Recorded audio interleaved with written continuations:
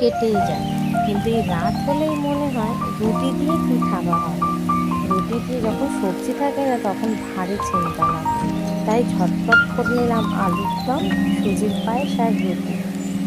বরমশাই আর ছেলের তো চলবে না মিষ্টি ছাড়া আবার, তাই সিম্পল একদম রুটি আর আলুর দম আর সুজির পায়েস ঝটপট করে করে নিলাম। সারাদিন কাজ থেকে আসার পর এসে ভাবি কী রান্না করব, কী রান্না, আর তার মধ্যে যদি সবজি বাড়িতে না থাকে বড় চিন্তা। আমার ছেলে আবার সবজি খাবে, মাছ মাংস সে আবার খাবে না।